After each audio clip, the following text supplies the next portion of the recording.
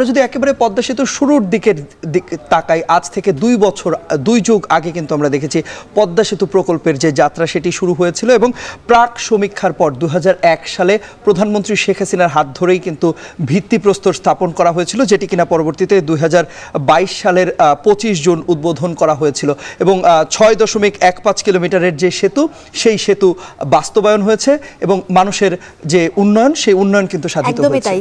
এতে করে যোগাযোগ সহজ হয়েছে, ভাগ্য পরিবর্তন হয়েছে প্রায় 21 দক্ষিণ ও পশ্চিমাঞ্চলের 21 জেলার মানুষের।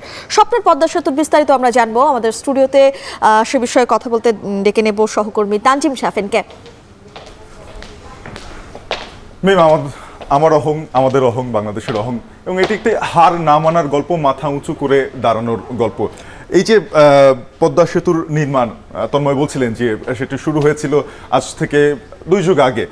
তো সেখান থেকে শুরু করে আসলে পরিকল্পনা এবং এই যে এক সময় আসলে আমরা কবিতায় বা উপন্যাসে গল্পে কোথাও কোথাও খুঁজে পাই যে পদ্মাপাড়ের মানুষের দুঃসহ জীবন, এই খরস্রোতা নদী, বিশ্বের অন্যতম একটা গভীর নদী, এই নদীর দুপাশের মানুষের জীবন এই নদী কেন্দ্রিক হলেও এই নদী যখন রুদ্র রূপ ধারণ করতো, বিশেষ করে এই বর্ষার মৌসুমে, তখন কিন্তু ভোগান্তের অন্ত ছিল না। তো সেইখান থেকে আসলে আজকে এই নদী আমাদের সমৃদ্ধির প্রতীক হয়ে দাঁড়িয়েছে এই পদ্মা সেতুর উপরে ভিত্তি করে। যে পদ্মা সেতু নির্মাণ আমরা যদি দেখি যে শুরু হয়েছিল একেবারে ভাবনা চিন্তা যদি বলা হয় যে আওয়ামী লীগ সরকারের 1998-99 সালের যে শাসনামল, সেই শাসনামলে আমরা দেখেছি যে এর প্রথম সম্ভাব্যতা যাচাই শুরু হয়েছিল, প্রাক সম্ভাব্যতা যাচাই। এরপরে জাপানের জাইকা সম্ভাব্যতা সমীক্ষা সম্পন্ন করে 2003 থেকে 5 সালে, ভূমি অধিগ্রহণ, পুনর্বাসন, পরিবেশ পরিকল্পনা করা হয় 2006 সালে। এগুলো সবকিছু কিন্তু বাংলাদেশ সরকারের নিজস্ব অর্থায়নে। এরপরে বাংলাদেশ সরকার এবং এডিবির অর্থায়নে নকশা প্রণয়ন 2009 থেকে 11 সালে নিউজিল্যান্ড ভিত্তিক মনলিস এইকম এই প্রতিষ্ঠানটি করেছিল, তোমরা জানেন। এবং 2012 সালে বিশ্ব ব্যাংক তারা দুর্নীতির একটি অভিযোগ এনে সেখান থেকে তাদের ঋণ বাতিল করার সিদ্ধান্ত নেয়। তখন প্রধানমন্ত্রী শেখ হাসিনা তার সাহসী সিদ্ধান্ত এবং নেতৃত্বের মধ্যে দিয়ে বলেছিলেন যে বাংলাদেশ নিজস্ব অর্থায়নে আসলে এই স্বপ্নের নির্মাণকে বাস্তবায়ন করবে। এবং সেখান থেকে আমরা দেখি যে 2014 সালে হাইকোর্ট যখন রায় দেয় যে না, বাংলাদেশ নিজস্ব অর্থায়নে পদ্মা সেতু করতে যাচ্ছে, সেখানে দুদক আসলে এটি তদন্ত করেছিল, তারা বলছে দুর্নীতি হয়নি, অর্থাৎ এই সেতু প্রকল্পের যে নির্মাণ কাজ সেটি চলমান থাকবে, সেটি আসলে বিশ্বব্যাংকের যে বাগড়া তাতে বাদ যাবে না। সেখান থেকে 2014 সালে চায়না মেজর ইঞ্জিনিয়ারিং কোম্পানি মূল সেতু নির্মাণে চুক্তিবদ্ধ হয়েছিল। এরপরে আমরা যদি দেখি যে 2015 সালে প্রধানমন্ত্রী শেখ হাসিনা এই প্রকল্পের কাজ উদ্বোধন করেন 12 ডিসেম্বর। এরপর 2017 সালে প্রথম স্প্যান বসেছিল। আমাদের প্রত্যেকটি স্প্যানের গল্প হয়তো মনে আছে যে একটা করে স্প্যান বসতো, তখন আমরা টিভির পর্দায় তাকিয়ে থাকতাম, কেউ কেউ হয়তো গিয়েও দেখতাম যে মাওয়া প্রান্তে যাই, জাজিরা প্রান্তে যাই, একটু দেখে আসি যে কতটুকু দৃশ্যমান হলো। তো সেখান থেকে আসলে যাত্রা এবং মূল সেতুর কাজ করেছে যে China major bridge engineering company limited. তবে পুরোটি প্রকল্পটি বাস্তবায়নের দায়িত্ব ছিল বাংলাদেশ সেতু কর্তৃপক্ষের কাছে, যদিও রেলের অংশ বাংলাদেশ রেলওয়ে কর্তৃপক্ষ করেছে।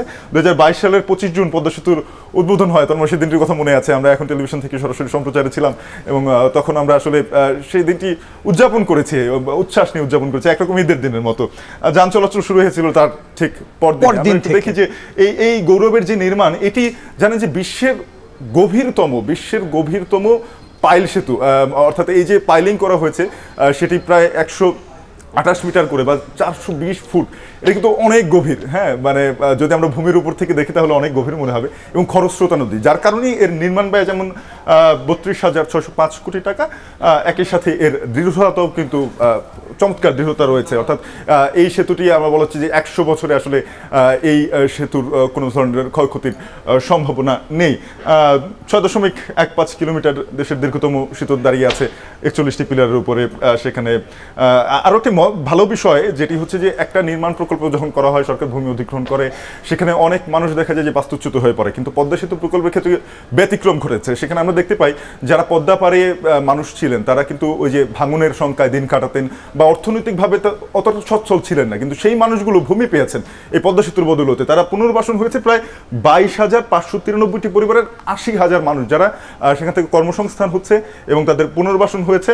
আমরা বলছিলাম যে দক্ষিণ পশ্চিমের যেই 21 জেলা, সেখানে পরিবর্তন এসেছে, ব্যবসা বাণিজ্য, অর্থনৈতিক মুক্তি মিলেছে। আমরা বলতে পারি যে আমাদের মোংলা সমুদ্র বন্দর, তারপরে আমাদের নদী বন্দরগুলো রয়েছে দক্ষিণাঞ্চলে, সেই সব কিছু কিন্তু একেবারে ঢাকার সাথে আমি বলি এখন যে 3 থেকে 4 ঘন্টায় দূরত্ব। যেটা আসলে একদিনের মধ্যেই পচনশীল দ্রব্য আপনি নিয়ে আসতে পারবেন এবং ঢাকা থেকে আপনি যদি রপ্তানি করতে চান সেটিও সম্ভব। আবার ঢাকা থেকে দেশের অন্যান্য অঞ্চলের পণ্য এসে সেটাও যদি আমি সেই মোংলা বন্দর থেকে রপ্তানি করব সেটাও সম্ভব। এই যে আমূল পরিবর্তন, এটি এখন কাজ চলমান রয়েছে বা আমরা দেখি যে বিনিয়োগও হচ্ছে এই অঞ্চলগুলোতে। তবে সার্বিকভাবে যদি সুফল পেতে চাই বা আমরা যদি জিডিপিতে বড় অবদান যেটি রাখার পদ্মা সেতু, সেটি হয়তো আমরা আগামী কয়েক বছরের মধ্যে আরো ব্যাপকভাবে দেখতে পাবো। শাফিন, একটি প্রশ্ন করতে চাই, সেটি হচ্ছে এই 2 বছরে পদ্মা সেতু থেকে টোল আদায় কি লক্ষ্যমাত্রা বা কতটুকু লক্ষ্যমাত্রা আসলে পূরণ হয়েছে? টোল আদায়ের যে বিষয়টি বলছিলেন যে আমাদের এই যে 32,605 কোটি টাকার নির্মাণ ব্যয়, সেটিও কিন্তু এই টোল থেকেই পরিশোধ করার পরিকল্পনা রয়েছে এবং ইতিমধ্যে জানেন যে 1,500 কোটি টাকার মতো টোল আদায় হয়েছে, যেটি আসলে এই পদ্মা সেতুর 5-6টি কিস্তি এখন পর্যন্ত দেয়া হয়ে গেছে। অর্থাৎ প্রতিদিন আসলে এখান থেকে প্রচুর পরিমাণে যানবাহন করছে, যদিও 2 চাকার মোটরযান এখানে চলাচল করছে না, তারপরও আমরা দেখছি যে 4 চাকা এবং ভারী যানবাহন থেকে শুরু করে প্রাইভেট কার, এগুলোর চলাচল কিন্তু এখন পদ্মা সেতুতে প্রতিনিয়ত, মানে এটার বলার অপেক্ষা রাখে না। বিশেষ করে যাত্রীবাহী বাসগুলো দেখবেন যে গাবতলীতে, সায়দাবাদে আমরা দেখি যে দক্ষিণাঞ্চলের নতুন নতুন বাস সংযোজন হচ্ছে এবং সুদৃশ্য বাস যেগুলো আগে ছিল না, রাস্তায় অত ভালো ছিল না, এখন আমরা যদি দেখি যে একেবারে ভাঙা থেকে শুরু করে দক্ষিণাঞ্চলের সমগ্র রাস্তাঘাটেরও একটা পরিবর্তন হয়েছে, যেটাও পদ্মা সেতুর এবং পাশাপাশি পর্যটন খাতও কিন্তু আগের থেকে দক্ষিণাঞ্চলে যে জায়গাগুলো রয়েছে সেগুলো তো উন্নত হয়েছে। হ্যাঁ, পর্যটন খাতে ওই যে দক্ষিণাঞ্চলে আমরা বলতে পারি যে অনেকগুলো পর্যটন স্পট রয়েছে। বিশেষ করে বলতে হয় যে পটুয়াখালী কলাপাড়ায় যে আমাদের আরও একটি সমুদ্র সৈকত রয়েছে কুয়াকাটা, সেটাও কিন্তু অপার সম্ভাবনা নিয়ে দাঁড়িয়ে আছে। এছাড়া বিভিন্ন জায়গা রয়েছে দক্ষিণাঞ্চলের যেগুলো আসলে পর্যটনে গতি ফিরে পেয়েছে এবং দেখবেন যে ঢাকায় একদিনের ট্যুরে বলে মানুষ যে একদিনের ট্যুরে যাচ্ছি, একদিনের ট্যুরে গিয়ে ঘুরে আসা, সেটা কিন্তু এখন দক্ষিণাঞ্চলে সম্ভব হচ্ছে, যেটা আগে অন্তত 3 দিন সময়ের ব্যাপার ছিল। এবং এই যে শাফিন যখন কুয়াকাটার কথা বলছিল, আমরা জানি যে শাফিন আপনার বাড়িও সেই সমুদ্র তীরবর্তী যে জেলা রয়েছে পটুয়াখালী, সেখানেই আপনার কিন্তু নিয়ে যাবার কথা রয়েছিল। নিশ্চয়ই আমরা পরবর্তীতে সেখানে যাব, যেহেতু যোগাযোগ সহজ হয়েছে আমরা গিয়েছি, তারপর আমরা একসঙ্গে যাব। এ পর্যায়ে আপনাকে ধন্যবাদ জানাচ্ছি যুক্ত হবার জন্য।